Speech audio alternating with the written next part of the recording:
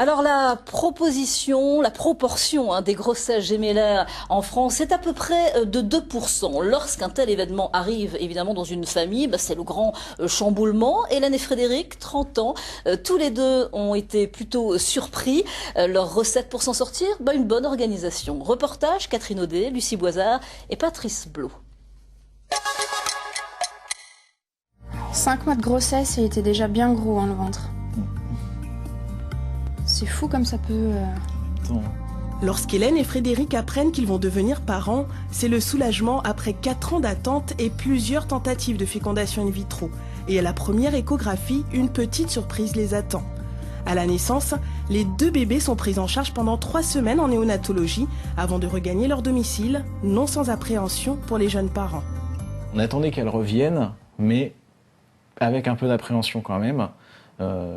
Pour gérer les nuits, pour gérer les repas, Et les repas, justement, parlons-en. Céleste et Apolline, de fausses jumelles, ont aujourd'hui 5 mois et demi. Et avec 2 bouches à nourrir, il faut prévoir large. Là, elles sont à 4 biberons par jour. Ce qui est nettement plus facile à gérer que les 7 ou 6 biberons du départ. Et puis, c'est de l'achat en gros pour du lait. C'est des grosses boîtes comme ça et ça nous fait 3 à 4 jours. Pour gérer au mieux la charge de travail, Hélène, consultante en ressources humaines, a pris un congé parental d'1 an et l'aide du papa lorsqu'il est là est la bienvenue. Vient ensuite l'heure d'échange et là aussi c'est une sacrée organisation. On profite des promos et puis on passe directement à l'achat de mégapack ou de gigapack suivant ce qu'on trouve. Et puis on stocke ici chez les grands-parents paternels et maternels. On est toutes propres au sac. Car avec des jumelles, un paquet de 100 couches ne dure que 2 semaines. Budget 50 € par mois pour les couches, 100 € pour le lait. Et pour le reste, il y a les bons plans du net. On a pu comparer, on a pu commander à l'étranger, pourquoi pas, suivant les affaires. La poussette en elle-même, au moins 300 €. Et les cosy, on en a eu 2 neufs sur un site allemand pour le prix de 1 neuf en France. Verdict après les premiers mois. Ça demande 2 fois plus d'organisation, mais c'est par contre 2 fois plus de bonheur. Et lorsque Céleste et Apolline grandiront, il faudra ensuite penser à leur éducation. Mais ça, c'est une autre histoire. Et oui, 2 fois plus d'organisation et puis l'éducation. On va parler tout au long de cette émission. Laurent Labeste, bonjour. Alors ça Bonjour. vous rappelle quelque chose, ce reportage, mais vous, ce n'était pas 2, c'était 3. Tout à fait. Voilà. Alors comment on réagit justement à l'annonce du médecin? On vous dit, voilà, vous attendez des triplés. On ne nous l'a pas annoncé de suite. Au départ, ça devait être des jumeaux. Et en fait, il s'est avéré qu'à la 2e échographie, c'était des triplés. D'accord. Alors là, la réaction? Alors déjà pour les jumeaux, c'est passé comment? On vous dit, vous attendez des jumeaux. Écoutez, je crois que la surprise était bonne. De toute façon, qu'on en ait un. Vous n'aviez pas ou deux. d'enfants avant, c'était les premiers? Si. On en avait un. Donc là, ça en faisait 3. Voilà. C'était encore faisable. Et puis après, on vous annonce le 3e. Je dirais que 4e en tout dans la famille. Je dirais que bêtement, c'est 3 baffes. Oui, si je peux me permettre. Qu'est-ce qu'on se dit à ce moment-là? On se dit, est-ce qu'on va réussir à assumer, à s'organiser? On n'a pas le choix. On n'a pas le choix, il faut. Donc il faut trouver les solutions. Donc là, il y a un grand chamboulement, évidemment. Voiture, on la change. Oui, maison, tout. L'appartement, maison, on change parce qu'on ne peut pas pousser les murs et il faut des chambres pour tout le monde. Tout à fait. Comment ça s'est passé? Vous les avez mis dans une chambre, tout petit évidemment, peut-être dans la même chambre, et puis après, chacun avait sa chambre ou pas? Je dirais qu'au début, effectivement, tant qu'ils étaient tous les 3 dans la même chambre, étant bébés. Ensuite, l'âge aidant, Jules a pris une chambre séparée. On a pu le mettre dans une chambre. Et les filles ont toujours voulu rester ensemble. Alors, vous avez aidé votre femme, je suppose. On ne peut pas faire autrement. On ne peut pas faire autrement. Mais donc il faut se lever, les biberons, le nombre de biberons. Combien de biberons à peu près? Par jour? C'était 11 biberons, non c'est 11 couches, pardon.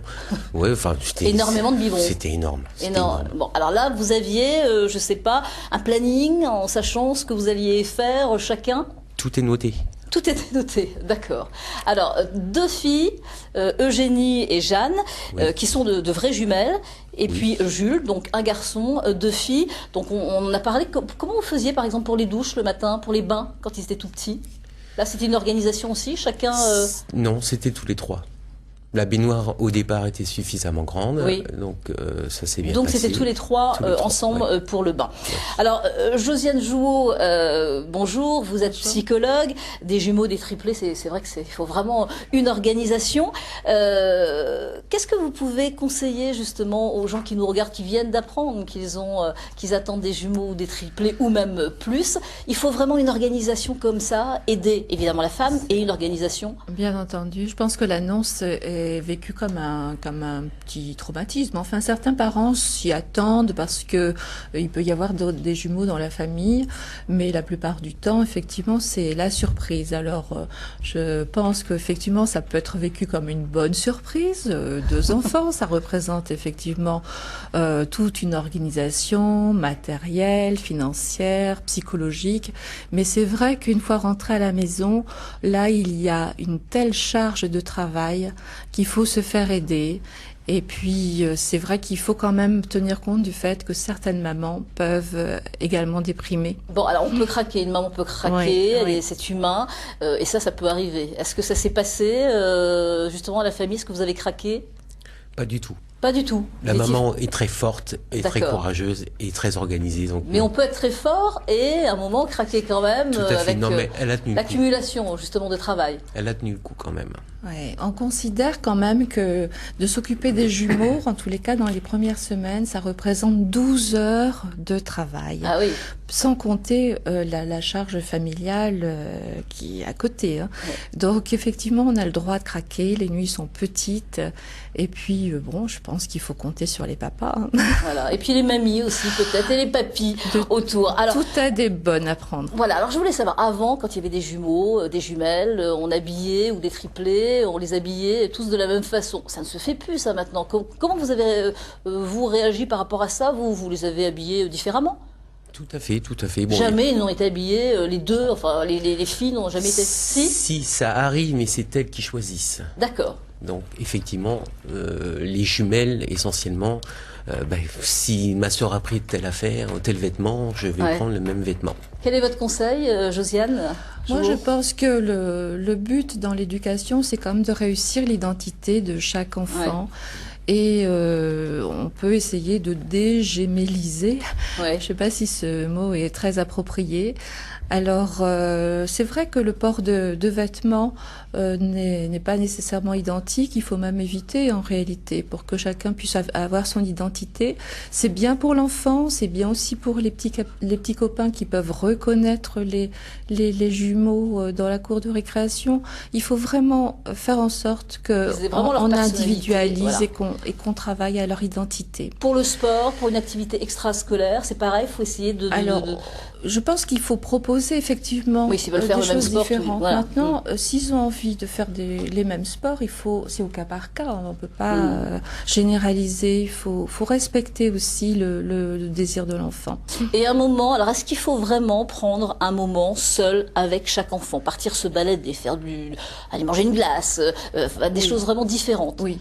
Moi, je pense que ça participe justement au fait que, encore une fois, ça individualise l'enfant. Il trouve plus facilement son identité. Et puis, parfois, il y a vraiment un couple gémellaire qui peut rentrer aussi dans une espèce de fusion avec un langage à part. Hein. Ah ouais. Oui, tout à fait, que seuls ne peuvent comprendre. Donc, il faut vraiment travailler à permettre à chaque enfant de grandir avec son identité. Ça, vous l'avez fait de temps en temps, des sorties tout le temps. Avec un enfant? Les deux autres restaient ou faisaient autre chose, voilà, ça c'est important. Oui, c'est important, je pense, maximum. Alors on vient de parler justement de vos triplés, Laurent. On va les voir chez vous. Catherine Audet, une des journalistes de 13h avec vous, est allée les rencontrer. Regardez. Valérie, je suis avec Eugénie, Jeanne, Jules. Alors comme vous pouvez le voir Valérie, ce sont des triplés, les filles proviennent même du même œuf. Alors comment ça se passe la vie à 3 ? C'est bien, on joue tous les trois au Barbie, on joue avec nos chiens en peluche. Jules, des fois, il vient jouer avec nos Barbies parce qu'il aime bien. Et de ton côté, Jules, comment ça se passe la vie avec deux filles comme ça? Bah, c'est embêtant un petit peu. Parce que...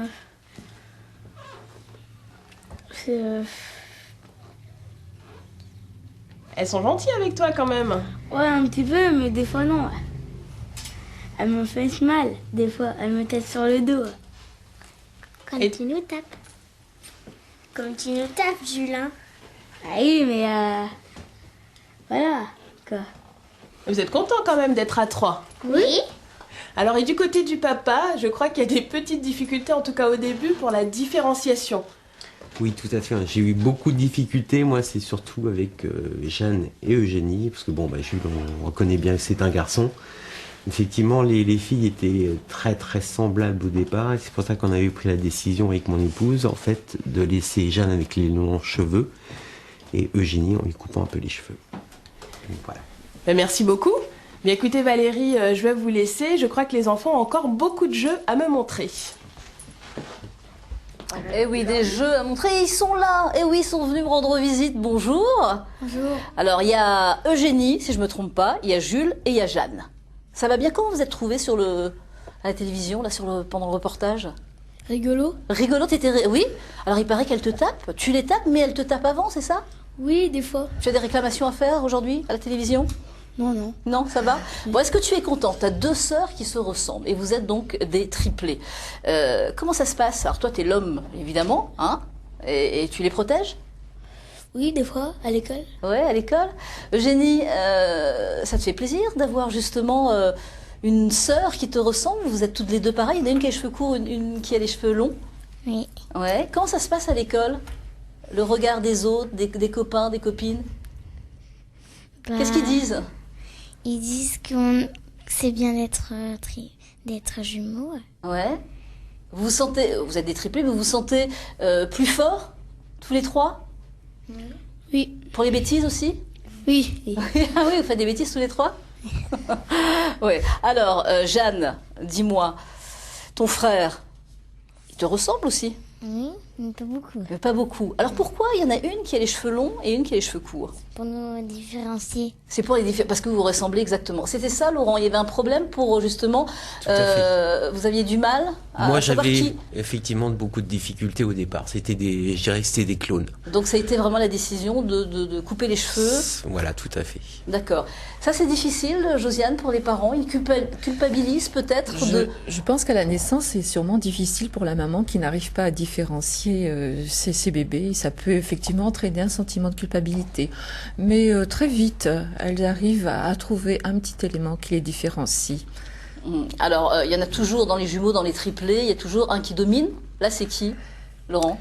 Je dirais qu'il n'y en a aucun des 3. D'accord. En fait, ça évolue suivant la période. Alors, dans le reportage, j'avais cru parce que c'était Eugénie qui parlait un peu plus. Oui, et puis là, c'est l'homme, là, c'est Jules Voilà. qui parle plus. Hein? Et puis peut-être que le mois prochain, effectivement, ça sera Jeanne. D'accord. Alors Jeanne, moi je voulais savoir, quand tu choisis tes vêtements, on le disait tout à l'heure, tu choisis pas obligatoirement les mêmes vêtements que ta sœur? Non. Vous avez des choix différents? Oui. Et pour manger aussi? Est-ce que vous aimez la même chose? Pas... Oui. Ouais.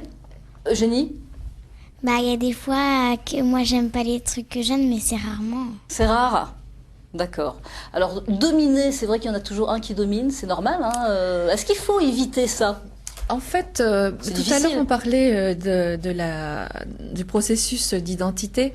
Et je crois que lorsqu'il y a un jumeau qui est très dominant et un jumeau dominé, c'était René Zazo qui expliquait, lorsqu'il a fait l'étude sur les jumeaux, qu'en fait, il y a un effet couple. Et le fait qu'il y ait un dominant et un dominé, c'est peut-être que le couple est déjà trop fusionnel.